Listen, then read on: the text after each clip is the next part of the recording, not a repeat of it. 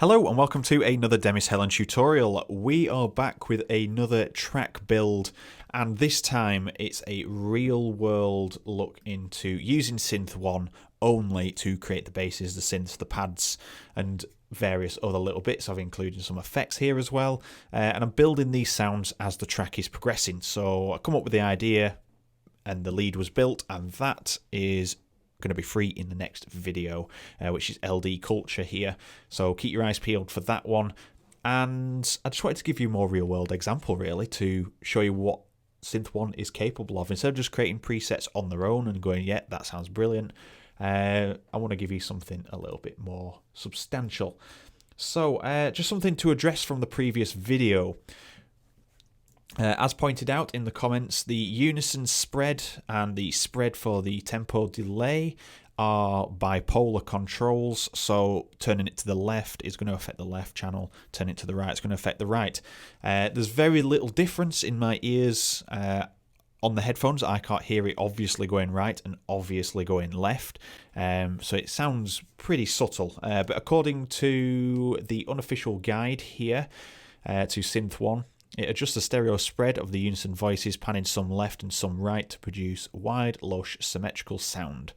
And it says, however, I personally hear very little difference between the positive and negative values. So I've done a few tests, and it is very, very subtle. You can't really tell, but it gives you the impression that you've spread across both channels. So my mistake, we all make mistakes, and don't treat the unison spread as full to the right is full width of both lanes, left and right panning. So with that addressed, let's get on with the video. If we take a listen to the whole track, I'll let you listen from start to finish without any interruptions, and then we will talk through how it's built. So here we go. I just wanna feel alive in the starlight. I see in your eyes this feeling, this feeling, this feeling.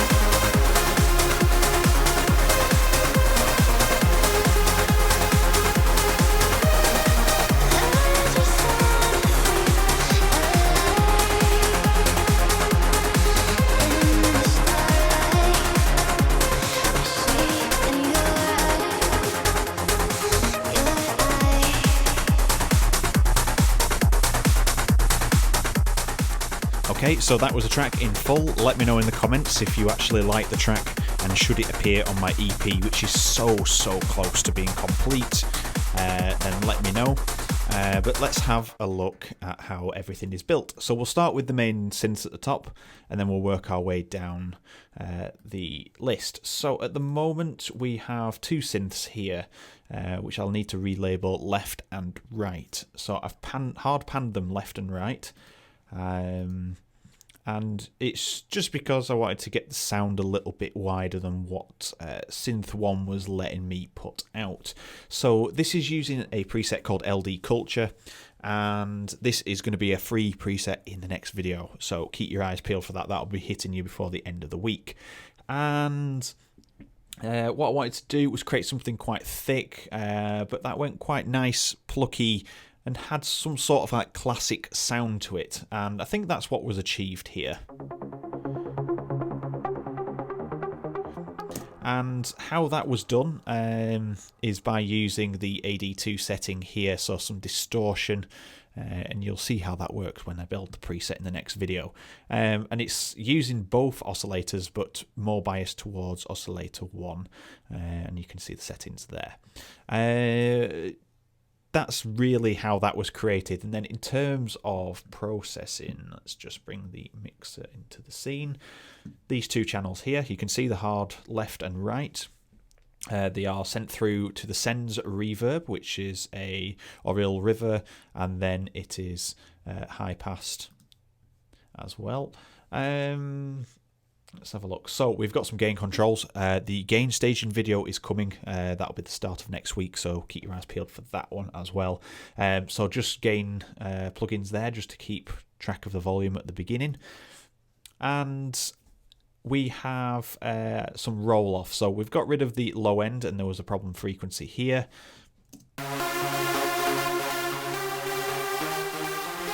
And here you can see we've got a bit of dynamic EQ, which is just controlling those in the S zone, so the de-essing area. So it's just really controlling that sound to make sure it's not like spiking through too hard. And these are identical, by the way, on either side.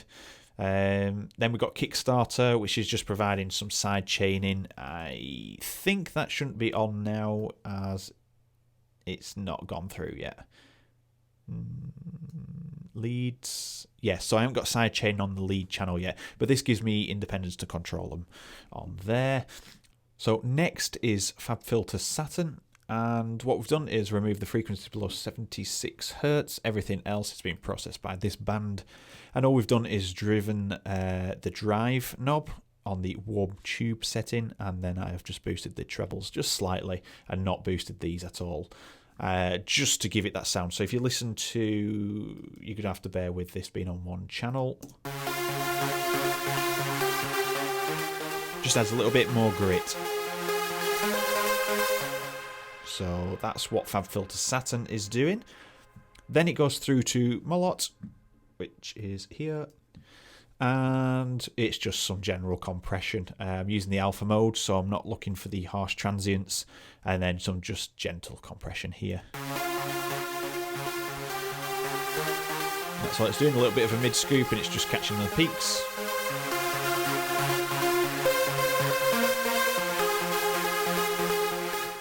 And that's the same for both channels. So to hear that without any of the inserts, without the reverb channel,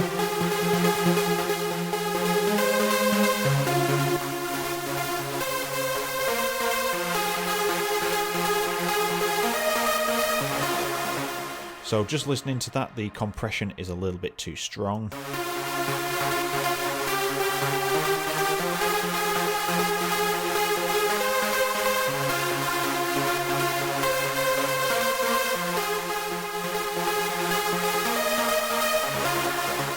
So what I'm just going to do is just delete that. There we are.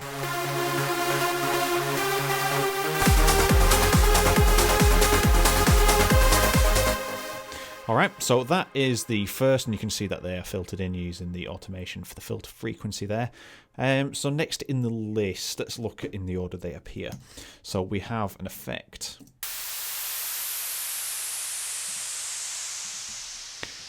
And this is just white noise. Coming from oscillator 2, as you can see, that is the only oscillator playing in the mix there. And then I've put this distortion filter on, and then automated control 2, because it's got quite a lot of resonance on it, and it gives you that nice, like, spacey pew sound. And that's technically it. It's got chorus and flange on it as well, but that's it. In terms of processing, again, you can see a little bit of EQ control to stop the bass rumbling through. Some compression just to grab hold of the initial transient.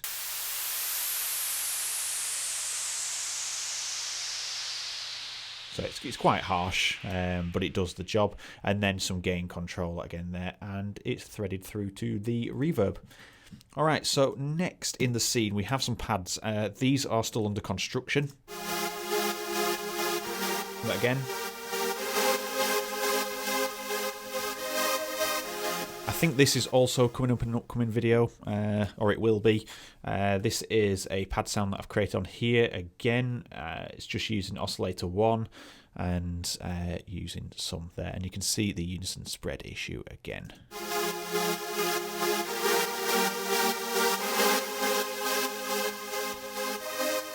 See, you can hear the difference between each side. It doesn't seem to do anything.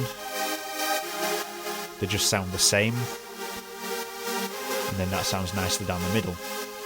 So I'm going to leave it where it was for now. So that's that sound. And in terms of processing on that one, there is nothing happening. We've just rolled it off. As I said, it's still in the designing stage. So we won't look at that one in too much detail. All right, so we're going to move on to the basses because this pad support is no longer part of the track. Show the bass sub. We have this first one. Sorry, they're appearing on the other screen. And what we have here is just a standard saw wave, bit detuned, and then the frequency turned down. So we've got some nice sustained notes here. And that's it. In terms of processing, again, we have nothing at the moment. This was the last element to be added in before this video. So let's take a look at bass 1.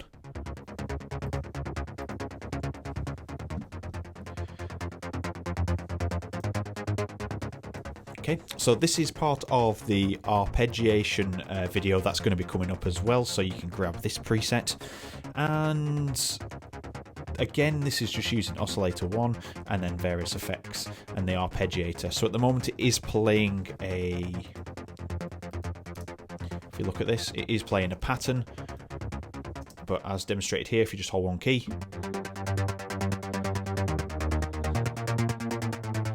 it's very simple arpeggiator. So with that in mind, in terms of the processing, we don't really have much going on, just a bit of basic shaping just to define it. You can hear the definitions there. It's got rid of some of that mid-range. That's the biggest culprit in basses sometimes. And then that's routed through to the bass section here where it's being processed by Molot, and that's the same for every bass preset that's going through there. That's orange, apart from the sub. So some basic processing there. Then we move on to the second bass. This gets a little bit grittier. This is rock and metal, and what this is doing is simulating the harder side of the bass using some of the FM from oscillator 2. Even though oscillator 2 is not turned on, it's still affecting the frequency modulation knob there, and you can change the sound with it. In terms of processing though, this one is a little bit more hardier.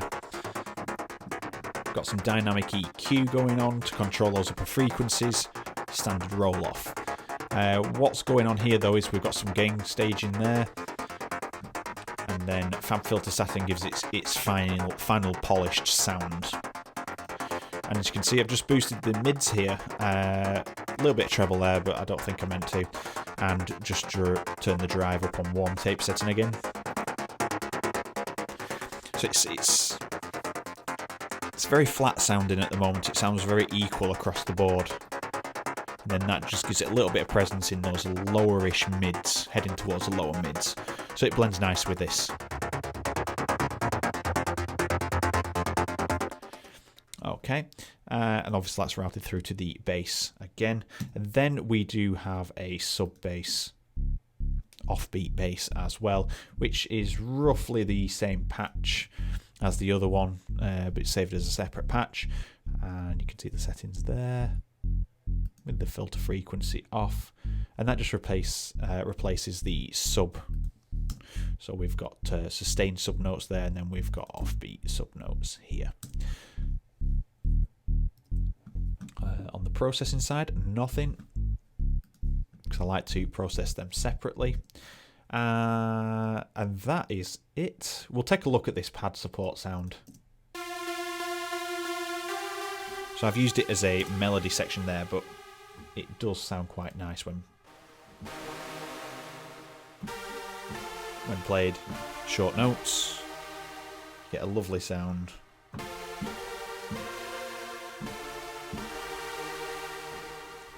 So that one is processed quite weird because I was trying to get it to fit with the synth, so it's a little bit different to what I'd do for a pad. So a little bit of cut off there, gain control, then I've used the wider plugin, which is free.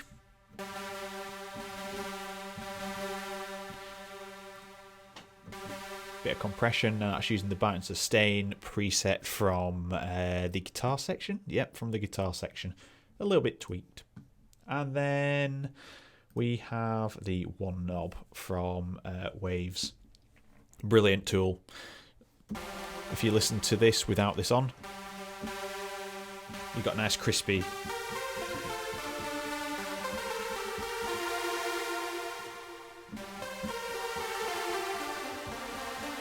It gives you that sound where it pushes it back into the mix. Really spreads it out, but like kind of takes the edge off it being so up front. And that's obviously at number 9 on the settings there. That's quite in your face. And then this one's quite subdued.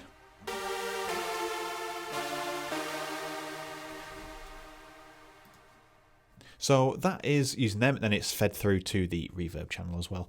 But like I said, it's not currently in the track for that. And just a quick nod to the vocals. It's from Cara. You can get them on Splice. There is a link in my description to go and get a free trial of Splice, and you can get some of the sounds. And obviously, once you've downloaded them. I think you get 100 free. I think I might be lying there, but you get so many free, so you could get some of these samples, and then you don't have to follow through. They don't ask you to then take a payment, but for I think it's $7.99 in the UK. It's not that bad really for 100 samples a month, and you tend not to get through them. But it's handy for when you've got projects on the go and someone wants you to make them a track. You can just pull from this library without having to sign up and look for it and search for it. You can just quickly go straight on there and start searching. Okay, so that is it for the video. If you enjoyed it, let me know in the comments below. Hit the like button if you think it deserves that as well. And finally, hit subscribe and the bell icon. And make sure you hit all on the bell icon so you get notifications for all of my videos when they're uploaded, so you don't miss any. And once again, thank you very much for watching, and I will see you in the next video.